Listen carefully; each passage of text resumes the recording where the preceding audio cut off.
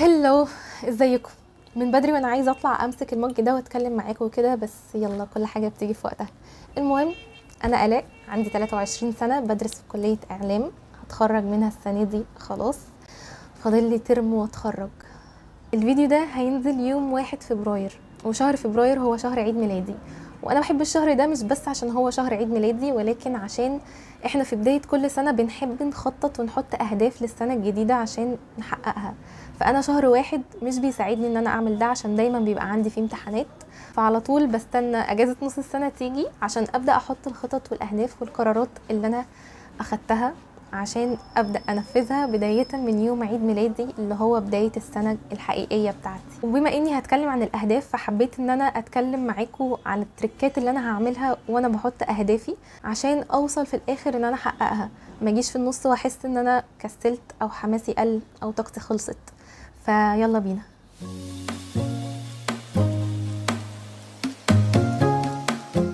اول حاجه قررت اعملها،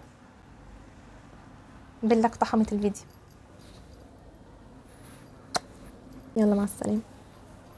اول حاجه قررت ان انا هعملها وانا بحط الاهداف بتاعتي هي ان انا مش هحط اهداف كتيره.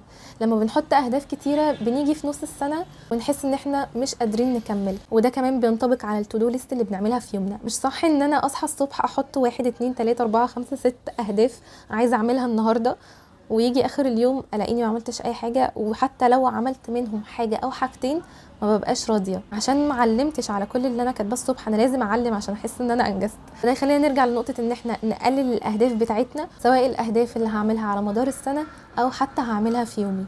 فاول حاجه هي ان انا ما احطش اهداف كتير.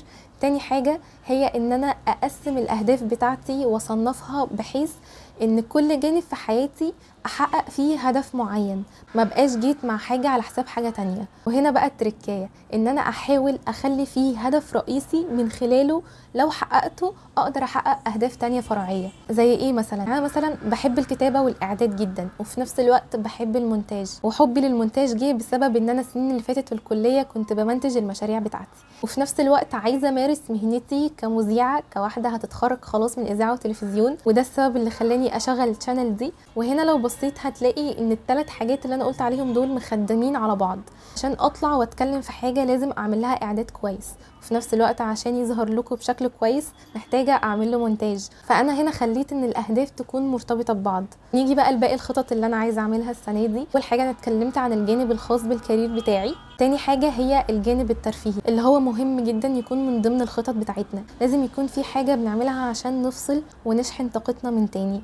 فالحاجه دي هي ان انا قررت ارجع العب بيانو من تاني. انا بلعب بيانو من وانا صغيره بس سماعي، مش دارسه الموضوع بطريقه اكاديميك يعني، والشانل دي معموله اصلا من زمان وكنت بنزل عليها الفيديوهات اللي انا بعزف فيها. وبطلت اعزف تقريبا من ساعه ما دخلت الجامعه، بس لحد دلوقتي كل ما بشوف بيانو قدامي او اقعد عليه في اي مكان بحس ان في حاجه ردت فيا. فانا مش عايزه الاحساس ده يروح، وعايزه دايما ارجع للبيانو في كل مره بحس ان انا مش قادره لحاجه. ممكن كمان ساعتها ارجع انزل فيديوهات وانا بعزف تاني. تالت جانب في حياتنا وهو الجانب الخاص بالعلاقات اللي في حياتنا. مش هقول ان انا قررت ابعد عن اللي بيأذيني واقرب من اللي بيحبني، مش بالظبط، بس انا قررت ان السنه دي عايزه اهتم زياده بالناس اللي بحبها. موضوع السوشيال ميديا فعلا بقى بيضايقني في حته اننا ما بقيناش نسال على بعض زي الاول. بقينا بنكتفي بس ان احنا لو شفنا ستوري او بوست لحد نطمن عليه من خلاله وخلاص. وحتى في المناسبات واعياد الميلاد، كل سنه وانت طيب، ستوري، هابي بيرث داي، اغنيه، خلاص كده.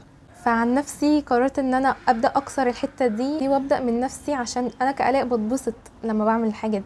اما رابع حاجه والاخيره هي الجزء الخاص بالعادات اليوميه. هي مش حاجات هبدا لاول مره اعملها، ولكن السنه دي عايزه ان انا ازود معدل الحاجه دي، زي الرياضه، زي القراءه، زي ورد القران، زي ان انا اصحى بدري، لان انا شخص كسول جدا. دي اكتر حاجه انا ما بحبهاش فيا. السنه دي بجد عايزه افوكس اون خروج الكسل من حياتي وامحيه تماما، عشان انا لو تخلصت منه هقدر فعلا احقق كل اللي انا بقول عليه ده. اخيرا وليس اخيرا، انا بحب اتعلم، وبشوف ان مفيش اي حاجه انا متاخره عليها مادام ما كنتش اعرفها. ومادام انت فكرت ووصلت ان انت عايز تتعلم حاجه او تغير حاجه في نفسك، فده كفايه انه يخليك تبدا. وخلينا دايما على يقين ان it's never too late. وبس كده، يا رب دايما كويسين.